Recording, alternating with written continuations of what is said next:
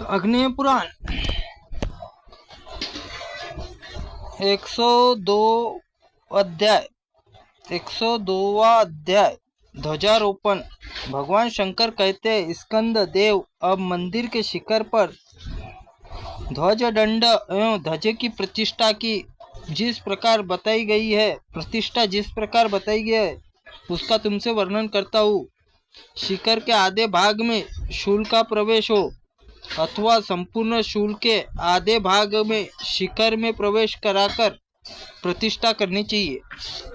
ईंटों से बने मंदिर लकड़ी का शूल होना चाहिए और प्रहस्ती निर्मित मंदिर में प्रहस्तर का, विष्णु आदि का मंदिर कलश के चक्र से संयुक्त होना चाहिए। वह कलश देव मूर्ति के माप के अनुरूप होना चाहिए। कलश यदि त्रिशूल से युक्त हो तो अग्रचूल या अंगचूड़ नामक प्रसिद्ध होता है।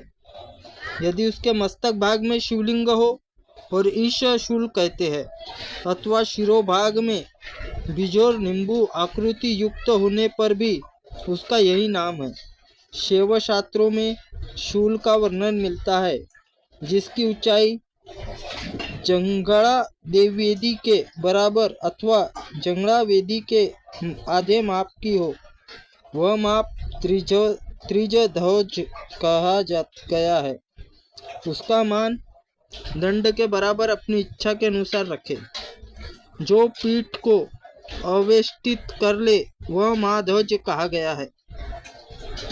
14, 9 अथवा 6 हाथों का मापदंड क्रमशः उत्तम, मध्यम और अधम माना गया है। यह विधान पुरुषों द्वारा जानने योग्य है। ध्वज का दंड बांस का अथवा साखू आदि के संपूर्ण कामनाओं को देने वाला होता है। साखू आदि का हो तो संपूर्ण कामनाओं को देने वाला होता है। यह ध्वज आरोपण करते समय यदि टूट जाए तो राजा अथवा यजमान के लिए अनिष्ट कारक होता है, ऐसा जानना चाहिए। उस दशा में बहुरूप मंत्र द्वारा पूर्ववत शांति करे। द्वारपाल आदि पूजन मंत्रों से तर्पण करके ध्वज और उसका दंड अस्त्र मंत्र से नहलाए। गुरु इसकी मंत्र ध्वजा को प्रोक्षण करके मिट्टी तथा कैसल आदि जल से मंदिर में भी स्नान करवाए। चूलक ध्वज की ऊपरी भाग में गंधादि लेप करके उसमें वस्त्र आच्छादित करके पूर्ववत उसे शैया पर रखकर लिंग के भांति न्यास करना चाहिए और फिर चूलक में ज्ञान शक्ति, क्रिया शक्ति का न्यास करे। वहाँ विशेषार्थ बोधिका चतुर्थी भी वांछित नहीं है, न ही कुंभ या कुंड की कल्पना की आवश्यकता है। दंड में आत्म तत्व, विद्या तत्व का सगोजात आदि 5 मुखों का न्यास करे। फिर ध्वज में शिव तत्व का न्यास करे। फिर निष्कल शिव द्वारा न्यास करने के माप करके हृदय में आदि अंगों में पूजा के तदनंतर मंत्रज्ञ गुरु ध्वज और ध्वजा भाग में संधिकरण के लिए फड़ंत संहिता में मंत्रों द्वारा प्रत्येक भाग को होम करे। किसी भी प्रकार से भी कहीं जो ध्वज संस्कार किया गया है वह इसी प्रकार अस्त्र याग करके करना चाहिए। ये सब बातें मनीषी पुरुषों के लिए करके दिखाई गई है। मंदिर को नहलाकर पुष्पहार और वस्त्र आदि से विभूषित करके गंगा देवी के ऊपरी भाग में त्रिवत्व आदि का न्यास, होम आदि का विधान, शिव का पूर्ववत पूजन करके उसके सर्वतत्म व्यापक स्वरूप का ध्यान करते हुए व्यापक न्यास करे। भगवान शिव के चरा विरिंद होके अनंत काल रुद्र भावना करके पीठ में कुष्मांड, हाटक और पाताल और नरकों की भावना, तदनंतर भुवनों के लोकपाल शतरुद्रीय से घिरे हुए ब्रह्मांड का ध्यान करते हुए गंगा देवी स्थापित करें।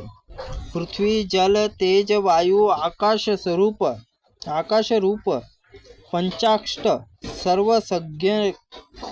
सर्वांगन सज्ञक बुद्धि योनष्टक युगाष्टक प्रलय पर्यंत रहने वाला त्रिगुण पटस्थ पुरुष ही वाम सिंह, इन सबको जंगा देवी के चिंतन करे। किंतु मंजरी वेदिका पर विद्यादि 4 तत्वों के भावना करे।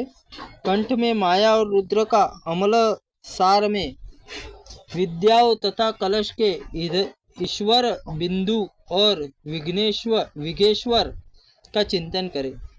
चंद्रार्ध स्वरूप शूल में जटा जूट का भावना करे।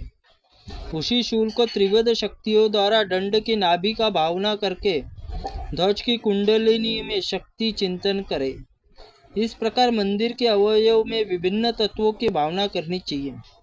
जगदी धाम से प्रसाद या मंदिर का तथा पिंडी का लिंग और संधान करके शेष सारा विधान यहाँ पूर्वरत करना चाहिए। इसके बाद गुरु विद्या मंगल घोष के साथ वेद ध्वनि और सता मूर्तिधरों के सहित शिव रूप मूल वालों के ध्वज दंड का उठाकर वहां मंत्रों उच्चारक पूर्वक शक्तिमय कमल न्यास हुआ है तथा रत्नादि पंचक का भी न्यास हो गया है। आधार भूमि उसे स्थापित कर दे। जब प्रसाद शिखर ध्वज लग जाए तब यजमान अपने मित्र बंधुओं आदि के मंदिर की परिक्रमा करके अभिष्ट फल की भागी होता है। गुरु को चाहिए कि वह अस्त्र आदि पाशुपत चिरकाल तक चिंतन करते हुए उन सबके शत्रयुक्त अधिपतियों के मंदिर की रक्षा करते हुए निवेदन करे। न्यूनता आदि दोष के लिए शांति होम और दान और दिग्बली करके यजमान गुरु को दक्षिणा दे। ऐसा करके वह दिव्य धाम जाता है। प्रतिमा लिंग वेदी जितने परमाणु होते हैं वह सहस्त्र युगों तक मंदिर का निर्माण एवं प्रतिष्ठा करने वाले यजमान दिव्य लोक में उत्तम भोग भोगता है। यही उसका प्रातव्य फल है। इस प्रकार आग्नेय पुराण महापुराण में ध्वजारोपण आदि विधि का वर्णन नामक 102वां अध्याय संपूर्ण हुआ। त्रुटिपूर्ण वाक्य के लिए भगवंत आप हमें क्षमा करें। हम आपसे क्षमा प्रार्थनीय हैं।